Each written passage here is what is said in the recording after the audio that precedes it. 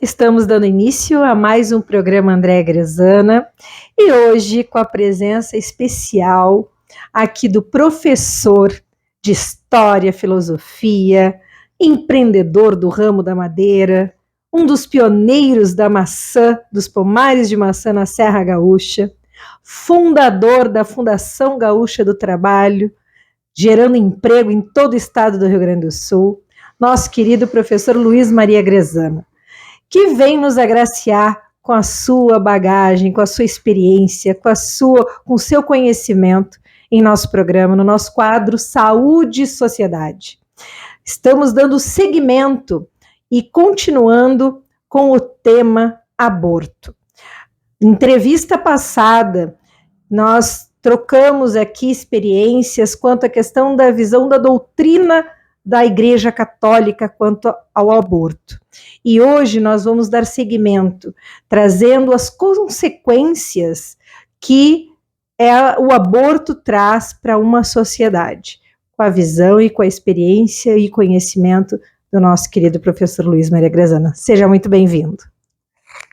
Eu agradeço novamente a oportunidade, minha cara filha, de poder comunicar algo da minha reflexão, da minha experiência, da minha vida sobre temas essenciais, como é o caso da questão fundamental da doutrina da Didaqué, o documento básico da doutrina dos apóstolos, que partilhavam ainda da convivência, aqueles primeiros cristãos que ainda partilharam da convivência dos que conviveram com Jesus Cristo, os seus apóstolos, e que viveram a experiência daquele profundo sofrimento de enfrentar um império para poder transmitir o conteúdo da sua fé, que não se deixaram dominar e humilhar pelo império e punha sua própria vida em risco no circo máximo, nas arenas, enfrentando as feras, porque para eles pregar Jesus Cristo e a sua doutrina, testemunhar a fidelidade, a fé que eles aceitaram e adotaram, era muito mais importante que a vida, porque para nós cristãos a vida é eterna. Nós vivemos a temporalidade no contexto da eternidade. E eles sabiam nitidamente, claramente, que aquele seu testemunho haveria de semear milhares e milhares de cristãos ao longo dos séculos. Porque o faziam por amor. E testemunham ao longo dos milênios esse ideal. Para eles, a vida no berço de carne da mãe, no ventre da mãe, tinha que ser preservada. E faz parte do texto explícito da Didaqué. Não matarás a criança no ventre de sua mãe, nem depois de nascida. É explícito, é claro, é definitivo, identifica essa comunidade de fé que nós temos de mantê-la, se é que nós endossamos a mesma marca. Essa marca se chama Jesus Cristo. Ou somos cristãos e testemunhamos nossos atos, e somos capazes de enfrentar qualquer risco, ou traímos o ideal e negamos a nossa fé. Eu devo, como cristão, ser fiel àquilo que é a sua palavra. E ontem, ao citar o texto dele, ele dizia: nós não nos escolhemos, nós fomos escolhidos e nós somos escolhidos por amor. E nesse sentido, a nossa vida é uma vida que não se esgota no tempo. E nem temos o direito de destruir a vida que está germinando no seio de uma mulher, de uma mãe. Pelo contrário,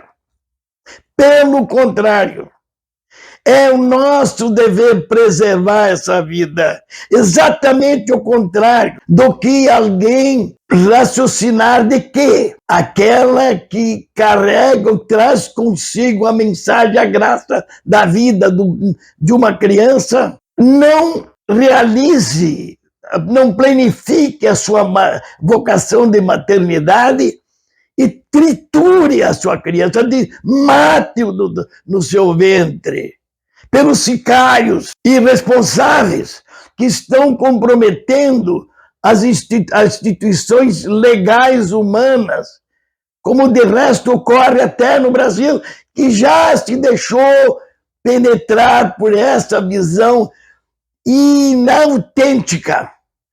A criança que está dentro da mãe, independente da origem, de como se processou a fecundação, tem que ser preservada. Quem me dá competência para julgar se essa criança não é desejada por Deus?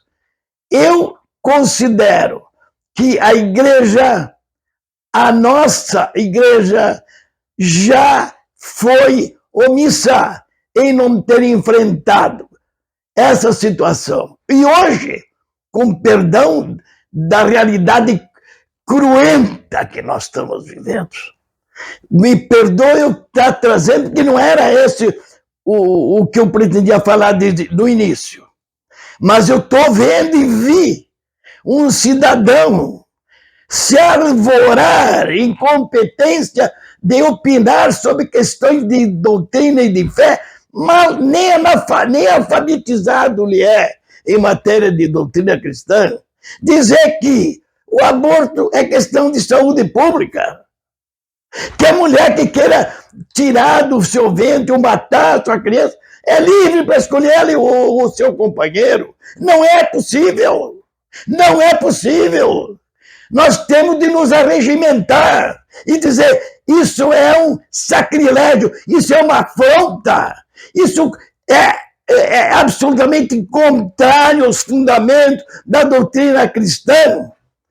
Eu não vi a intenção de fazer proselitismo político, mas quando alguém chega e diz que ele é contra o aborto, mas na prática defende, é uma contradição essencial. Não merece consideração, diz e nega aquilo que diz.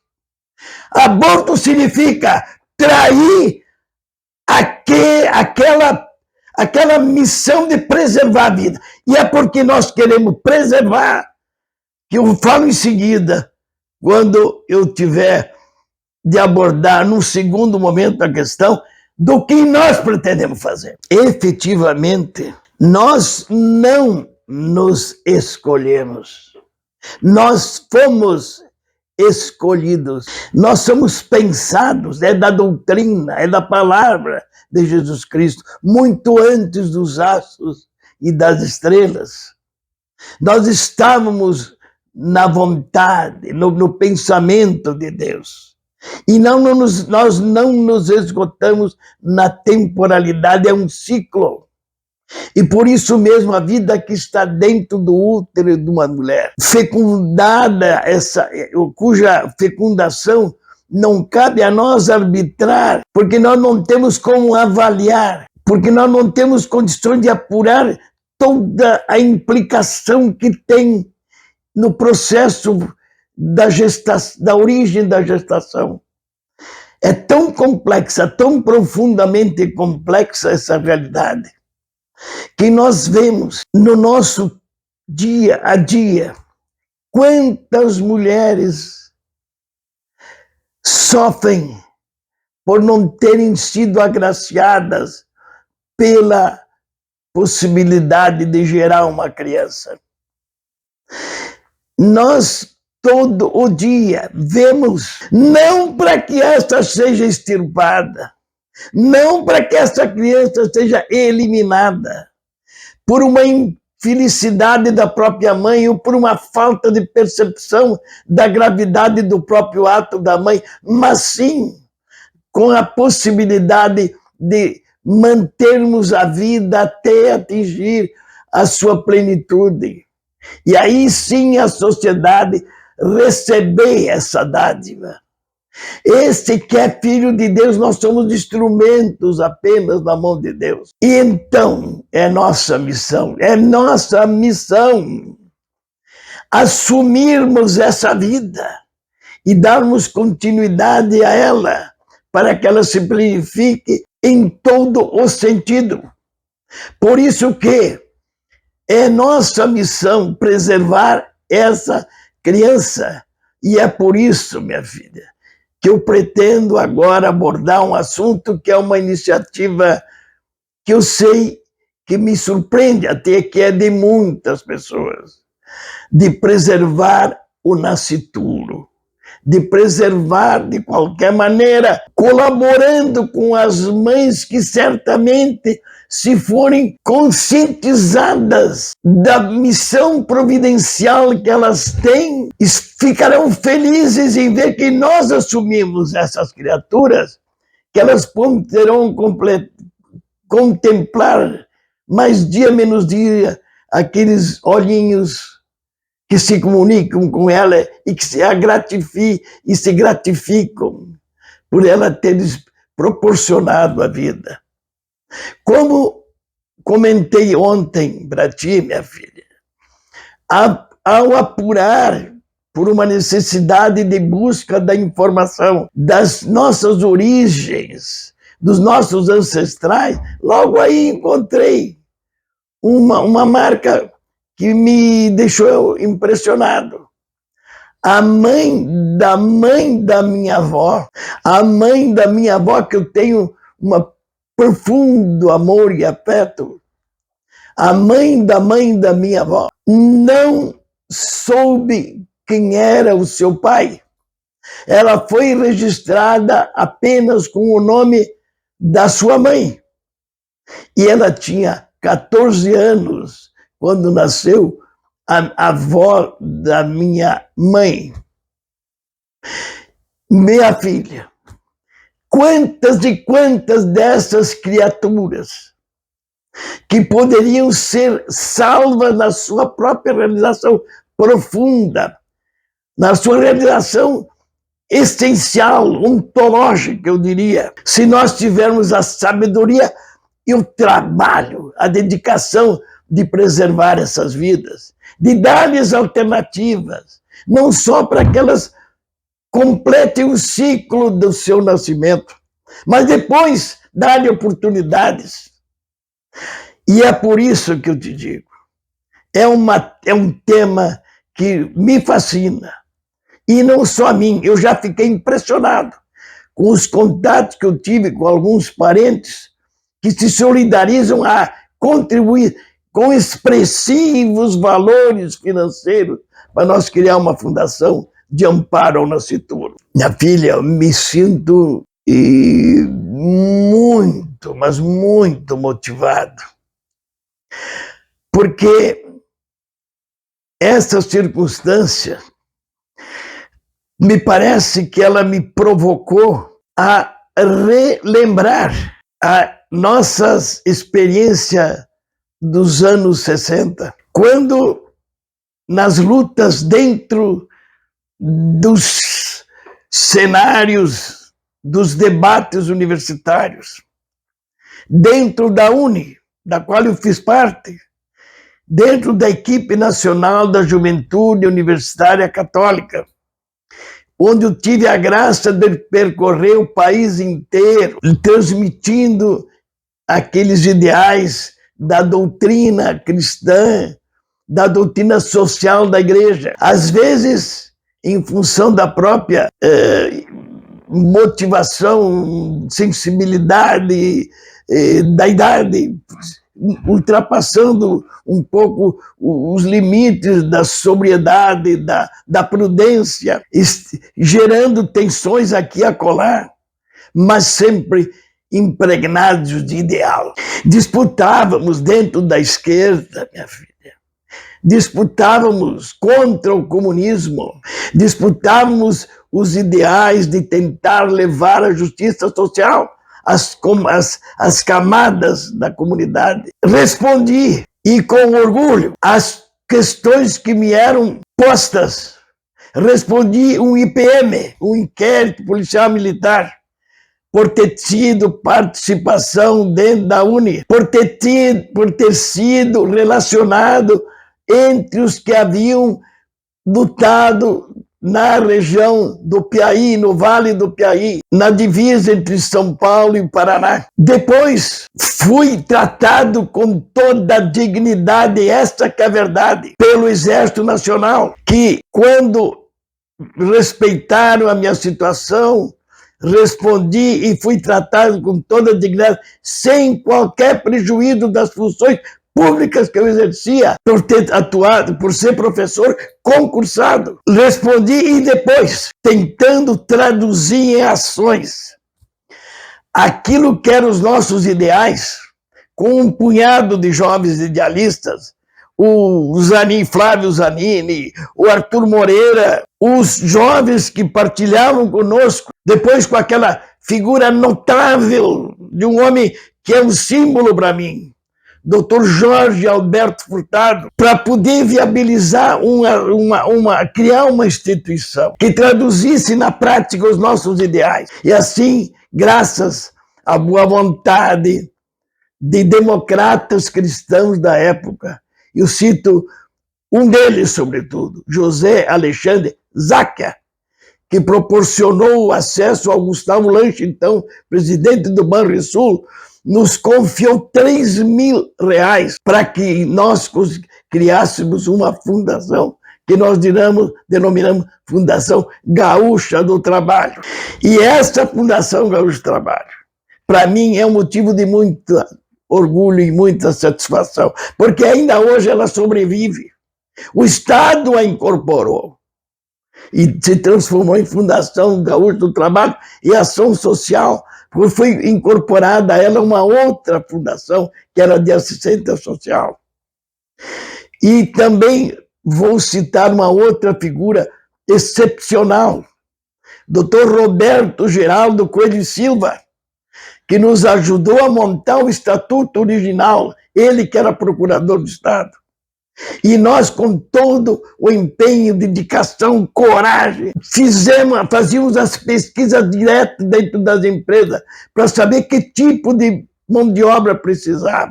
Vou citar outras pessoas, Jorge Gerdau Ian Peter, Carlos Petri, Paulo Velhinhos. Nós íamos dentro das empresas, Coenza, Sinos Bellini, fazer a pesquisa, dizia, vocês precisam de quê? Torneiros, ajustadores, mecânico geral, precisávamos de tipo de mão de obra. Aí o que nós fazíamos? Usávamos o meio do Senai, que às vezes tinha disponibilidade por causa dos seus instrutores. Usávamos os profissionais das próprias empresas para instruir, depois do horário de trabalho, profissionais usando os equipamentos das empresas. E assim, nessa multidão de experiências humanas que nós tivemos ao longo daqueles anos, por todo o estado do Rio Grande do Sul, conseguimos concretizar os nossos ideais. E foi tamanha o resultado daquela semente que nós conseguimos, com aquele pequeno grupo de colaboradores, implantar aqui no Rio Grande do Sul essa iniciativa original. E depois, em função disso, nós procuramos encaminhar ao emprego esses que nós fazíamos treinamento de 100, 150, 200 horas. Criamos o PROESE, era o Programa Estadual de Emprego. Pouco mais tempo depois, quando o Arnaldo da Costa Prieto veio assumir o Ministério do Trabalho, nós fomos convidados a transferir a nossa experiência a nível nacional. E assim nasceu o Sistema Nacional de Emprego. E é por isso que nós, jovens, idealistas, sonhadores, mas dispostos ao trabalho, concretizamos e estamos hoje concretizando já no mesmo, não já na mesma atividade, mas nessa vocação de alimentar as alternativas para suscitar as origens dos empregos. Em 73, nós já estávamos implantando os primeiros pomares de maçã. Primeiros pomares de maçã que nasceram com as mudas fornecidas pelo seu Pedro Grendener, que é o pai de todo esse império criado pelos filhos dele, os Grendeners. Entendeu? Ora, aqueles ideais, minha filha, estão sendo hoje concretizados, que hoje a maçã é uma atividade expressiva. Foi assim que nós trabalhamos com os fundos de investimentos setoriais. Foi assim que nós fomos para o Piauí, para lá implantar também iniciativas de desenvolvimento. E está lá empresas hoje que empregam, uma delas, 153 empregados no meio rural. Em suma, nós queremos viabilizar alternativas para que as pessoas não aleguem. Por que botar filhos no mundo se depois não tem como sustentá-los? Mas qual é a nossa missão? A nossa missão não é ser fiéis à fidelidade dos nossos compromissos. O que é a igreja? Se não é essa imensa assembleia dos que acreditam em Jesus Cristo? E é nosso dever, a nós que somos leigos, viabilizar pelo emprego, pelo trabalho, pelas empresas. E, felizmente, elas têm crescido, se expandido. E o agro hoje é uma marca viva do dinamismo dos nossos colonos. E aí, minha filha, me perdoe eu fazer um salto no passado. Porque eu sei que tuas vinculações ao Partido Trabalhista Brasileiro, evocar o nome do Getúlio Vargas, que é um símbolo e uma marca da história do Rio Grande do Sul e do Brasil. Porque eu, quando era menino, vi o abono familiar que foi instituído não por um acaso de um cidadão aqui ou acolá, não. Nasceu com Getúlio. O abono familiar era para atender os filhos dos colonos que tivessem de 8 a mais filhos. E se nós formos remontar ao que é hoje o desenvolvimento das regiões do Nordeste do Rio Grande do Sul, do Oeste de Santa Catarina, do Tocantins, do Mato Grosso do Norte, do Piauí, do Oeste da Bahia, São Desidério, Antônio Carlos Magalhães, o nosso mimoso de ontem, vocês verão que aqueles descendentes daqueles colonos são muitos deles dos que foram agraciados com a inspiração do Getúlio ao criar o abono familiar. Semeou pelo Brasil milhares e milhares de dinâmicos trabalhadores dedicados, efetivamente construtores, e não dos pelegos encostados aqui e acolá, nesses sindicatos que não representam mais nada. E sim, homens de luta, homens de convicção, homens de levantar de madrugada para chegar nas suas propriedades rurais e fornecer comida para nós e para 1 bilhão de habitantes do globo. Estes colonos, estes que são descendentes daqueles que se desenvolveram com o abono familiar do Getúlio, certamente estão reconhecendo o mérito daquele fundador do Partido Trabalhista de outrora.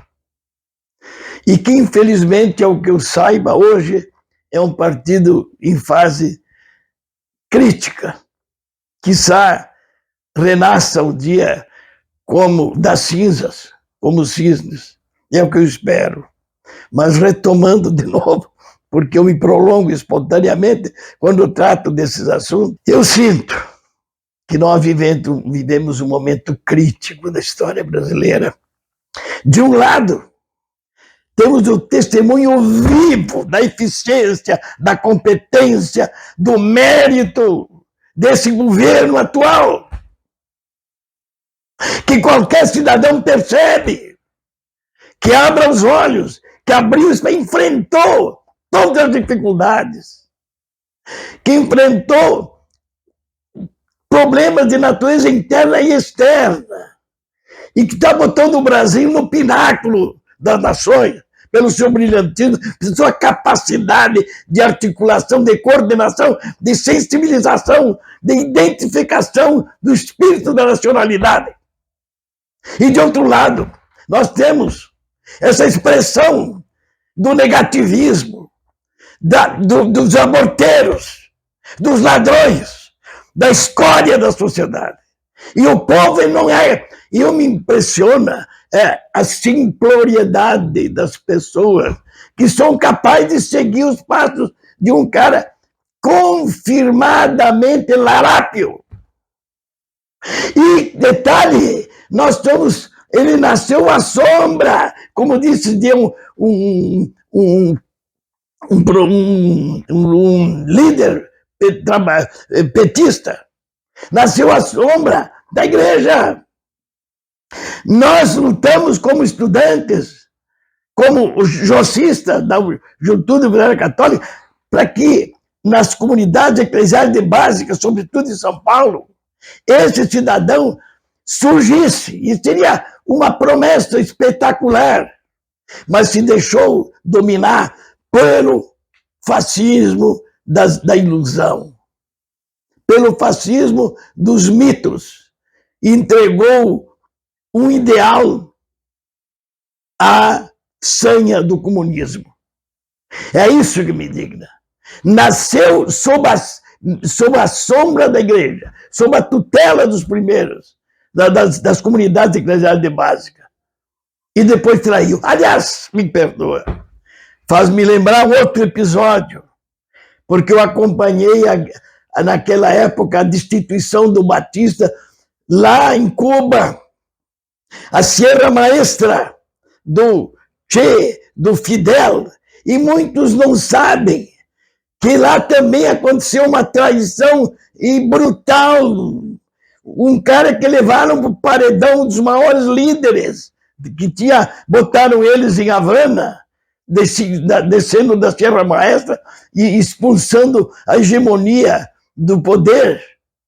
E em vez de conseguir traduzir no respeito às instituições e o respeito a criar uma democracia verdadeira, se entregaram aos comunistas. Sabe quem ele era?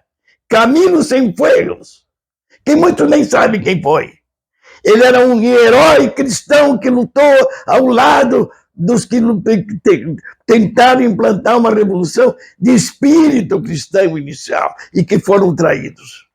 E é por isso que eu digo, pelo amor de Deus, abram os olhos, meus companheiros de hoje. Eu tenho 86 anos. Eu vivi essa realidade. Fui 2 vezes convidado para ir a Cuba. Não fui.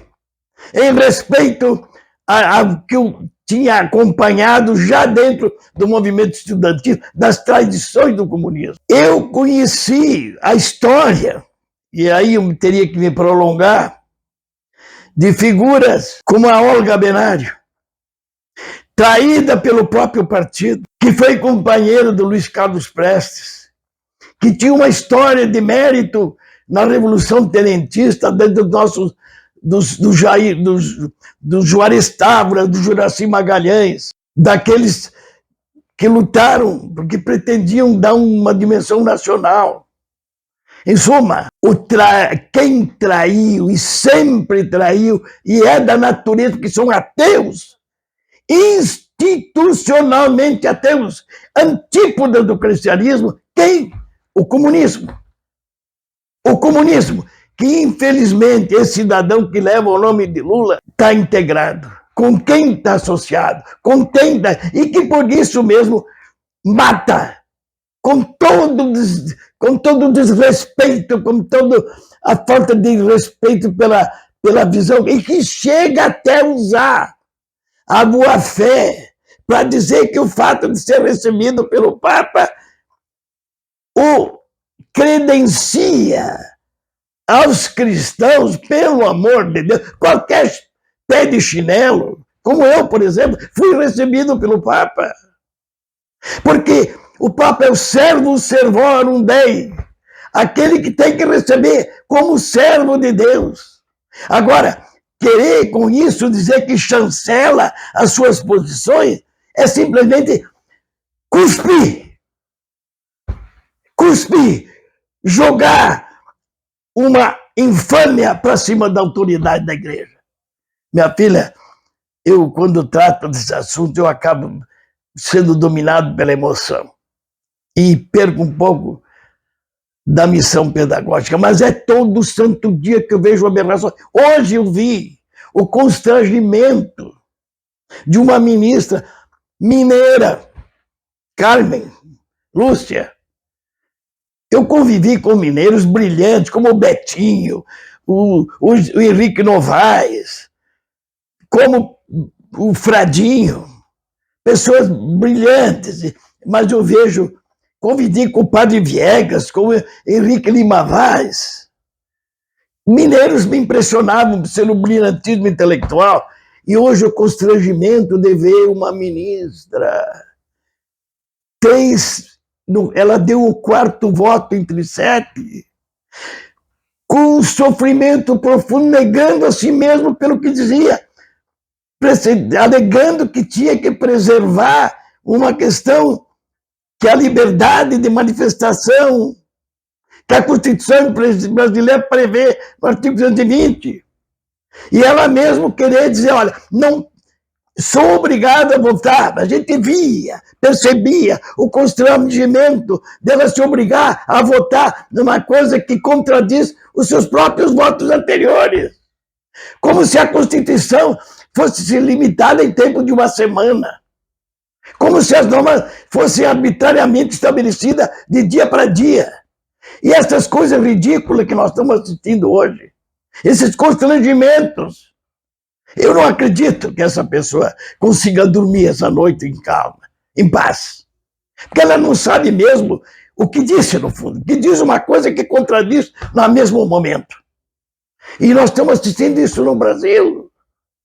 Nós vemos um cara ser tirado da cadeia, simplesmente por alegar que o fórum não era apropriado, quando todo mundo sabe, desde o primeiro ano de aula de direito, que todo juiz tem que fazer a avaliação se ele é competente ou não para poder julgar. Quando se alega que tinha sido parcial, mas a parcialidade se deu coletivamente, pela decisão de um tribunal de 2º grau e de 3º grau. E depois, por um fator assim, absolutamente fora do contexto, chega um cidadão lá, escolhido para ser membro de um tribunal cuja intenção deveria ser prioridade absoluta, de alegar a falta de competência jurisdicional ou isenção judicante da parte de quem julgou. Mas o povo quer mostrar o Moro. O povo declarou, falou a verdade. Nós queremos que se pratique. Esse cidadão tem que voltar para a cadeia. É arbitrária essa decisão. Não confere com a legislação brasileira. Não confere com a verdade. Esse cidadão, infelizmente, que nós construímos as bases, nega permanentemente a verdade. É a mentira instalada. É psicologicamente uma contradição viva. Perdão. Aqui na Soul TV você tem criatividade, transformação, entretenimento, informação, tecnologia e interação. Compartilhe com seus amigos e família gratuitamente a apenas um clique de distância.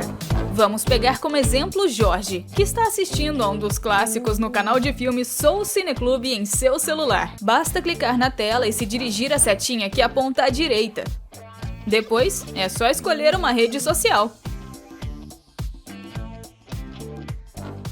Ele escolheu mandar para sua esposa pelo WhatsApp. Viu só? Ela recebeu o link e já pode acessar de onde estiver. Se ela não tiver o aplicativo, é só instalar e aproveitar. Soul TV, de graça e com o controle em suas mãos.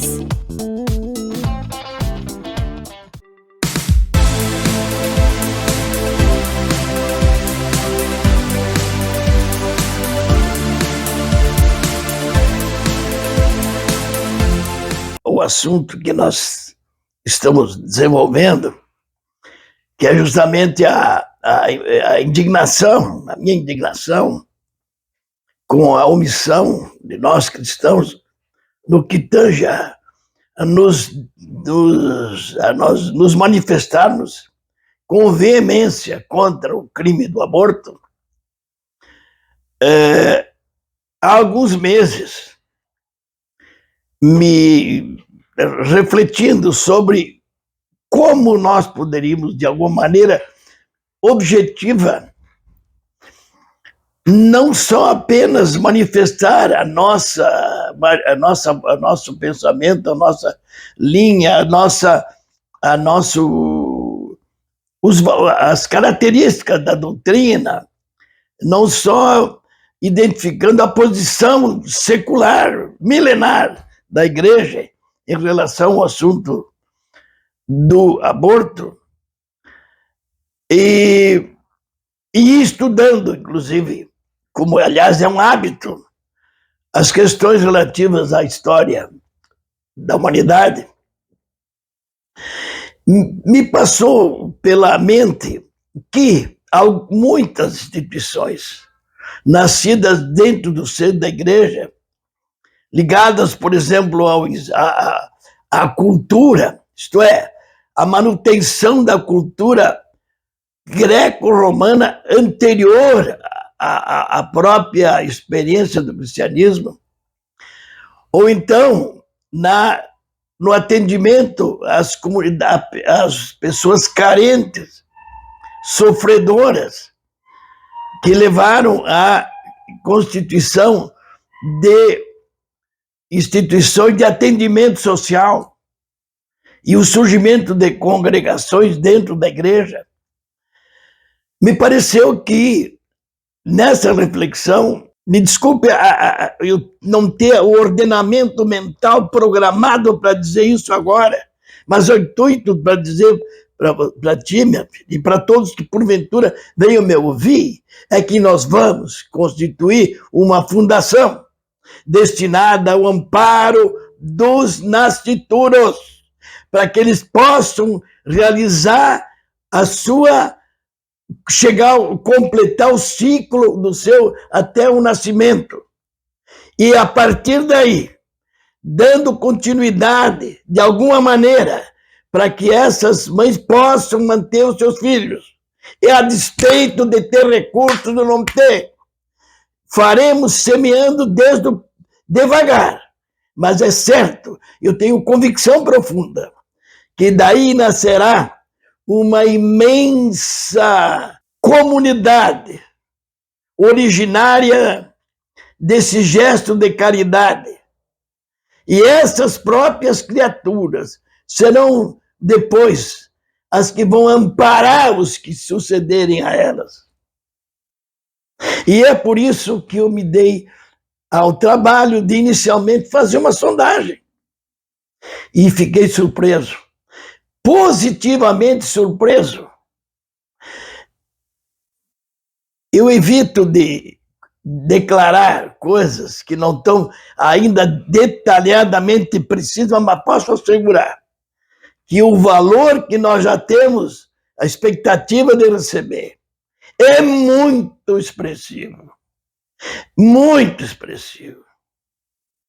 E por isso, eu estou cada dia mais entusiasmado de dar continuidade a esse sonho que nós vamos concretizar ao constituir a Fundação de Amparo ao Nascituro. Desde logo, ela vai cuidar dessa moça, dessa futura mãe, ela vai cuidar dessa criaturinha desde o primeiro momento, com atendimento hospitalar, farmacológico, médico, psicológico.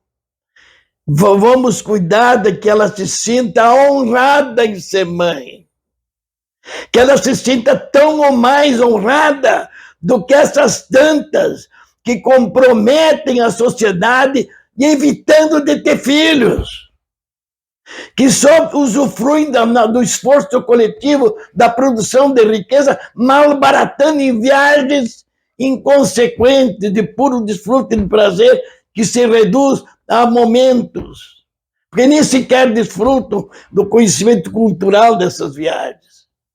Em suma, essas meninas é que devem ser introduzidas nos altares, assim como foram muitas. E me perdoe eu evocar um outro fato, minha filha, que talvez muitas pessoas ignorem, que nossas mártires do início da história da igreja foi a igreja chamou e as honrou com o título de Virgo et Mater. Por quê? Porque elas que professavam a fé, que não se inclinavam à imposição da autoridade de Roma ou do imperador, que queriam proclamar Jesus Cristo, eram jogadas nos lupanares, eram prostituídas pela turba multa, manu populi, eram jogadas, desrespeitadas, defloradas, em suma, agredidas não só no seu físico, mas no seu psíquico. Jovens, essas moças eram virgens, porque virgindade não significa não manter o ímen antes da ruptura. Virgindade é uma postura de respeito por si mesma, independente da relação sexual. Virgindade é heroísmo, virgindade é virtude, virgindade é capacidade de amar em plenitude. E elas testemunhavam na própria vida, eram jogadas nos lupanários, eram sacrificadas ao populacho e martirizadas. Essas são heroínas. Essas são nossas mártires. Então nós temos de preservar essas criaturas que muitas vezes acabam ou por não terem consciência da situação, ou por terem conspurcada por essa cultura hedonista, essa cultura degradada, que faz com que a pessoa desrespeite a si mesma, em vez de desfrutar da beleza que é o amor. O prazer é uma forma de manifestação da graça de Deus. O prazer é valor. Agora, a sabedoria está em conjugar o afeto, o sentimento e o desfrute do prazer. Aí há uma interação, há uma integração. Nós somos filhos de Deus graças às motivações dos nossos pais. Nós não somos por acaso, nós somos pensados por Deus. E essa é a verdade. Nós vamos criar essa fundação, minha filha. E eu estou realmente gratificado pelos testemunhos de solidariedade das pessoas com quem eu comecei a tratar do assunto. E já foram dados alguns passos, não só quanto ao respaldo financeiro para a implantação, mas para já, com uma pessoa da área do Ministério Público, minutar um texto que seja capaz de preservar o essencial. Porque a própria lei brasileira já tem muito comprometimento com essas posições anticristãs. Para encerrar este assunto, me ocorreu novamente observar ontem para assistir uma cena dessas surpreendentes, verificar como parece que o mal às vezes provoca o bem. Eu senti no comportamento de uma ministra chamada Carmen Lúcia o profundo constrangimento que ela viveu a dar um voto, quarto voto em 7, para conseguir justificar o injustificável, negar o que ela mesma dissera. Negar-se a si mesmo era um absurdo. Achei até depois, ouvindo as manifestações do Jefferson, dos líderes do Partido Trabalhista Brasileiro, que ele desabafou de maneira assim indelicada ou grosseira. Mas o fato real é aquele. Qualquer pessoa que tenha um nível básico de conhecimento, de educação, de percepção, de observação, viu o profundo constrangimento, quiçá esse mal, com esse desrespeito à Constituição, ela provocou uma conscientização de milhares de pessoas que perceberam em que barato nós estamos caindo se seguíssemos a orientação do voto no dia 30 para aquele cidadão chamado Lula. E imagine se esses setores do judiciário, quem está por trás desse fenômeno? Então o mal, aliás, num livro que escrevi,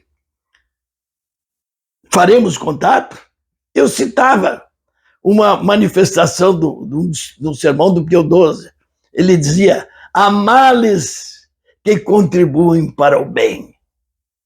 Este absurdo desse voto que traduz uma inconsequência absurda na própria pessoa que o declarou, provocou e certamente vai ter profundas consequências. No recusar o voto, esse aborteiro criminoso, que eu espero volte um dia ao destino das ações que ele praticou. Porque a justiça deve fazer com que ele seja punido. E jamais, jamais, jamais chegue ao exercício do poder de comando nesse país. Eu não queria transformar essa manifestação numa declaração pública de indignação contra a própria existência do candidato, que é um absurdo. Entendeu? E graças a Deus eu vejo que esse mal, esses males vão ter consequências positivas, porque há males que vêm para o bem.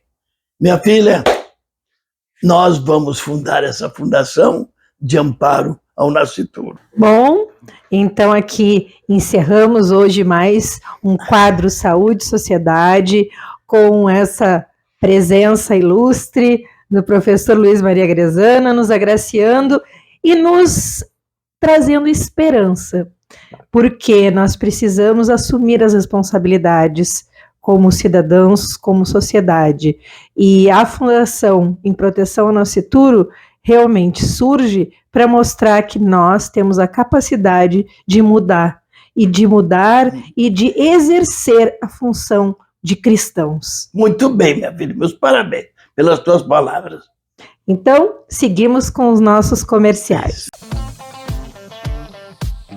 Aqui na Soul TV você tem criatividade, transformação, entretenimento, informação, tecnologia e interação. Compartilhe com seus amigos e família gratuitamente a apenas um clique de distância. Vamos pegar como exemplo Jorge, que está assistindo a um dos clássicos no canal de filmes Soul Cineclube em seu celular. Basta clicar na tela e se dirigir à setinha que aponta à direita. Depois, é só escolher uma rede social. Ele escolheu mandar para sua esposa pelo WhatsApp. Viu só? Ela recebeu o link e já pode acessar de onde estiver. Se ela não tiver o aplicativo, é só instalar e aproveitar. Soul TV, de graça e com o controle em suas mãos.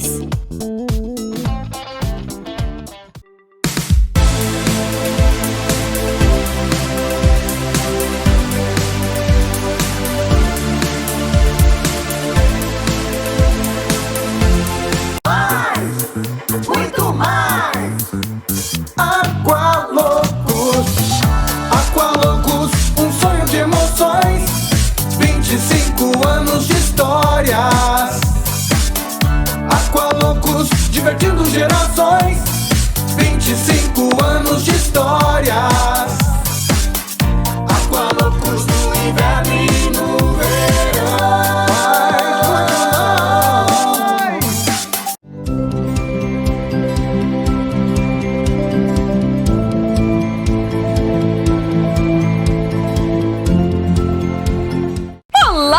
Seguimores! Quem aí gosta de música?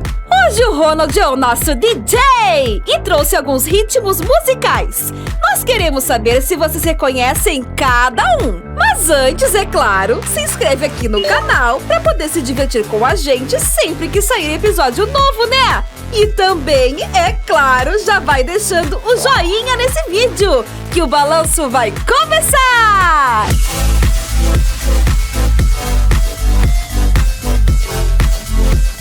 Combinamos assim. O DJ solta o som e vocês têm 5 segundos para dizer o nome daquele ritmo. Pode ser? Que venha o primeiro ritmo de hoje. DJ?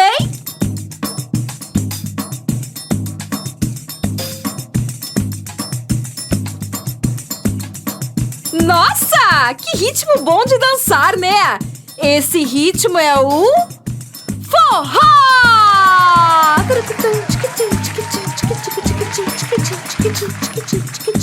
Você já conhece o forró?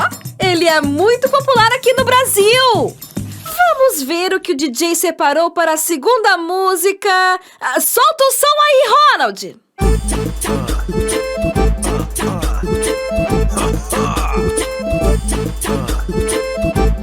Ah, mas esse tá muito fácil, né, Ronald? Quem aí conhece esse ritmo? Hein? Só podia ser o funk! Ai, eu adoro! Apesar de ser bem famoso por aqui, esse não surgiu no Brasil, não. Eu tô adorando! Eu amo música, sabe? Qual será o próximo ritmo? Solta o som aí, DJ! Cheguei como chega sem dar, quando em casa deprime. Gente, que fandango bem animado esse, né? Esse ritmo é o bugio! Não só tipicamente brasileiro, como surgiu aqui no Rio Grande do Sul. E yupi! Já foram 3 ritmos! Você acertou algum? Se acertou, parabéns! Se não, calma que ainda tem mais! DJ!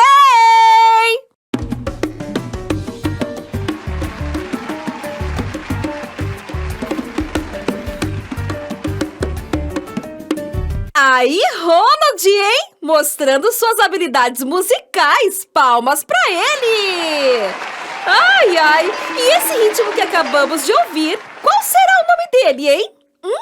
Então, ele se chama salsa e veio lá de Cuba. Pode mandar o próximo ritmo aí, DJ!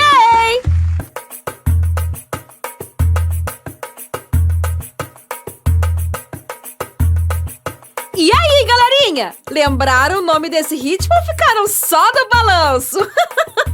Esse ritmo brasileiríssimo é o samba! Samba!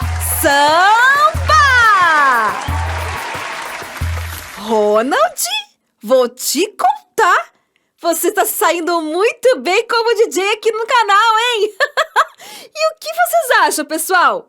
Ronald como nosso DJ oficial.